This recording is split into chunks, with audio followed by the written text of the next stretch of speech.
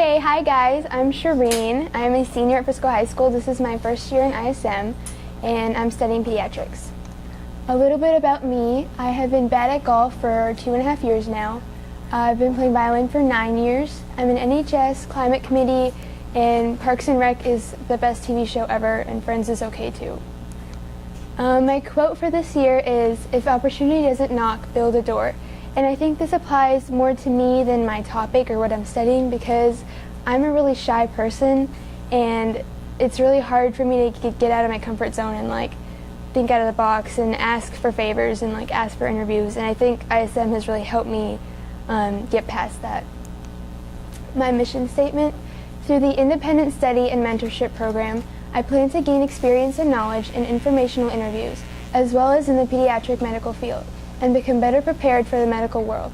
With the help of my mentor, I will design and display a final product demonstrating my interest and growth in my topic.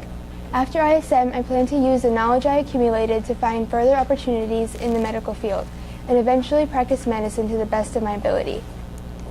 Career outlook. So I guess I really got into medicine. I didn't really know what I wanted to do 2 years ago, and I got into medicine when I started watching the TV show Lost, and there's a doctor in there, Jack Shepard, and he was a spinal surgeon, and I know the TV show was fake, but it really inspired me to see that a doctor can save so many lives in so many different ways and affect people. So I decided to start shadowing, and I found a doctor to shadow, and I got really interested in it. Pediatricians are responsible for physical and emotional well-being of their patients, just because sometimes kids don't know if what they're going through is emotional or physical. They can't tell the difference and they don't know what's wrong. So pediatricians have to be able to pick up on that. They go through 4 years of undergrad, 4 years of medical school, 3 years of residency, and then sometimes they subspecialize, which takes 2 to 6 years, like gastroenterology or cardiology. So my first interview was with Dr. Goyle. I shadowed him 2 years ago. He was my first doctor I shadowed, so it was really important for me to have my first interview with someone I already knew, and I think that helped me a lot because I was a lot more comfortable. I think from him what I learned the most was that children must have normal lives. He said as a kid he was really sick and it was really hard for him because he was isolated all the time, and he said adults can adapt to different surroundings and they can get past difficulties, but for kids it's really hard for them, and they have to have a normal, stable routine to have a good life. He also said not to bring work home. So a lot of times, especially at hospitals, you'll see sick kids and they're going through a lot, they're losing a lot of weight, and if you bring it home, then you're just going to get depressed, and you have to learn to separate your personal and professional life. He also said only to follow medicine if you enjoy it, and that's something I got from every single doctor I interviewed, because it's a lot of work and it's a lot of time, and it's something that you're going to be doing for the rest of your life, so you have to really enjoy it. My second interview was with Dr. Semran. He's also at Children's Medical Center, and he's a gastroenterologist. He's from Jordan, and he grew up in a family full of physicians, and that's why he decided to do medicine. The most important thing I learned from him was that you have to interact with the child first, because the child is a patient, and you should not talk to the parent and be like, okay, what's wrong with him? You have to talk to the child so that they feel important and they're more likely to respond. He's the one who told me that a lot of times kids come in with headaches and stomach aches, and it's mostly because of emotional stress, especially in younger kids. He said the biggest reward for him is when he is able to help a patient without providing them any medicine or medical aid, and he's just able to talk them through it. And he also let me know that hospitals are also businesses, and it's not just about a patient coming in, getting a treatment and leaving. There's a lot of money involved, and also doctors are required to meet a minimum patient quota, and sometimes that interferes with the quality that doctors are able to provide for patients. My third interview was with Dr. Bhatia. She was the first one who had a private practice. I could tell out of all the doctors I interviewed, she was probably the one who loved her job the most. She referred to her patients as her kids. I just had to figure out that that's who she's talking about, because she would keep saying my kids and my kids. She also talked about how there was a point in her career where she got so into her career and so attached to it and attached to her patients, she didn't forget about, but she kind of lost track of what was happening in her daughter's lives and her husband's life, and she said it's really important to make sure you keep your personal and professional life separate. And it's a lot harder with a private practice because you're in charge of everyone and you're in charge of the entire building, your employees and nurses, the money, so it's really hard to keep your personal and professional life separate, but you have to do it. My fourth interview was with Dr. Almasi. He also had a private practice, and I think this interview, what I learned the most was that if you're going through a career for the money, then you're not going to like it. Like, I could tell, I'm sure he was a great doctor because he had his own practice and he went to Columbia, he had great credentials, but I could tell, like, through an interview that he wasn't really happy with his job. He in fact told me not to be a doctor. So I guess I saw from him that he was really focused on the honor and the money you get from being a doctor, and I guess he didn't really love his job. And I think that was really important for me to understand that you really have to love medicine to get into it because it's so much work. My fifth interview was with Dr. Diana. She is at Texas Health Presbyterian Hospital. She went to A&M for 4 years, and then she took a year off and taught in College Station some kids, and I guess that's where she realized she really liked kids. So then she went to UT Southwestern. She did her 3-year residency at Children's Medical Center, and then she was selected for chief resident.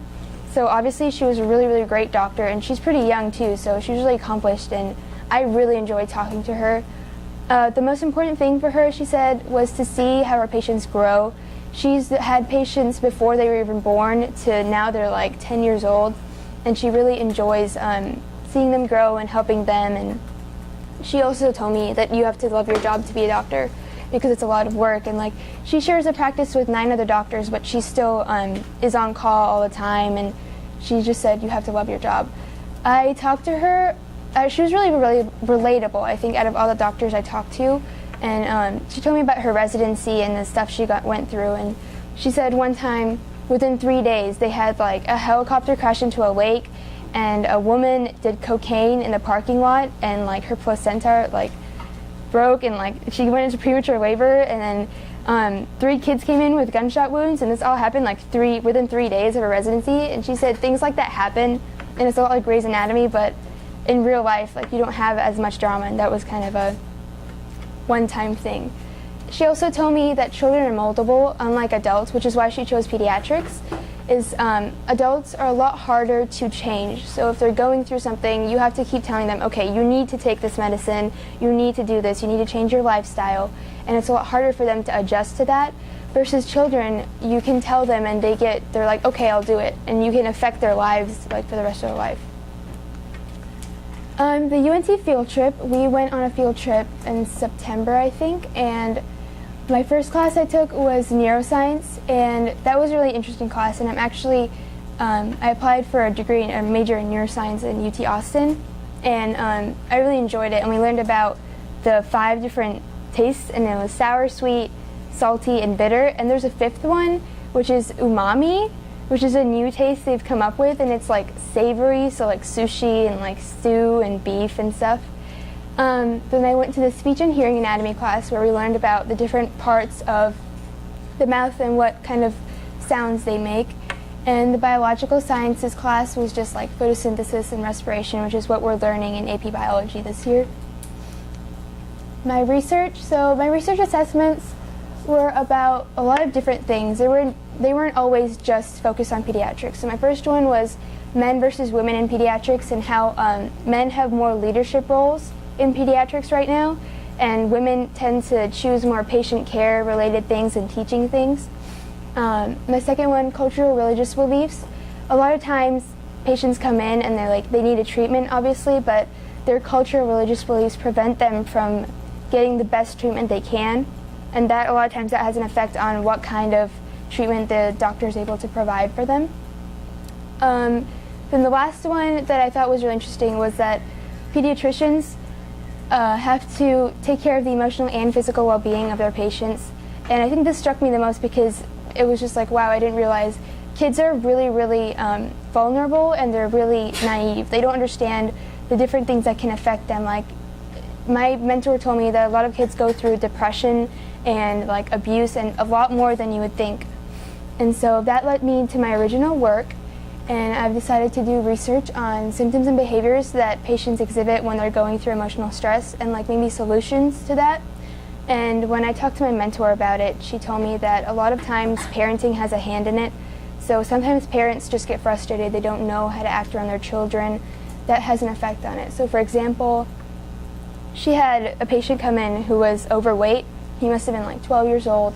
And the mom came in with him and his two siblings. And so the mom and the two siblings were like normal weight, and he was overweight. And so the mom would like call him fat and like say things like, why should we have to suffer if he's fat, and say things like that in front of him.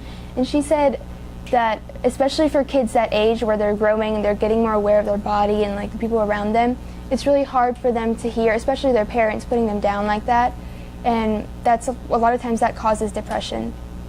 So yeah, that's my original work. Thank you for listening.